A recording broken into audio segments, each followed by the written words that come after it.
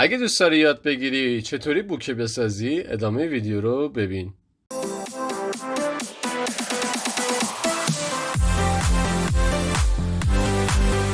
سلام عرض می‌کنم خدمت شما همراهان گرامی. مهدی هستم از کانال تایم تو لرن. یک ترفند دیگه از فتوشاپ رو براتون آماده کردم. قراره که تو این آموزش یاد بگیریم چطوری بوکه یا هاله نور بسازیم. خب ما اینجا یه تصویری داریم که میخوایم بهش بوکه اضافه بکنیم. از این روش میتونید برای هر تصویری که بخواید استفاده کنید. اول یه لایه ایجاد میکنیم و رنگ اون لایه رو با استفاده از پینت باکت به رنگ سیاه در میاریم و مود لایه رو روی اسکرین قرار میدیم. حالا ابزار براش رو انتخاب میکنیم و سایزش رو روی 10 پیکسل قرار میدیم. هاردنسش رو 0 میکنیم. حالا رنگش رو روی رنگ زرد، نارنجی یا هر رنگی که دوست داشتید بوکتون با اون رنگ در بیاد بذارید.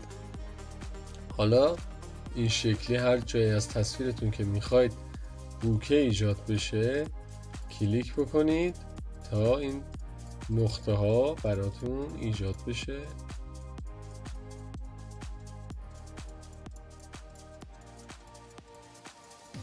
حالا از منوی فیلتر بلر گالری و فیلد بلر رو بزنید.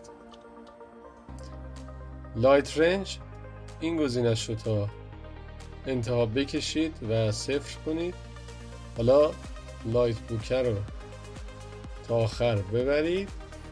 بلر رو کم و زیاد کنید و بوکه کالر رو این شکلی کم و زیادش کنید.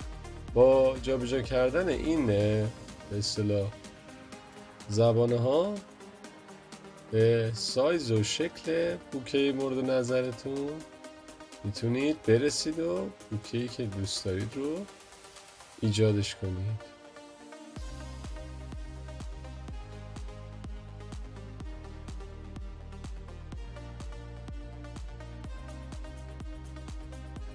اوکی میکنیم.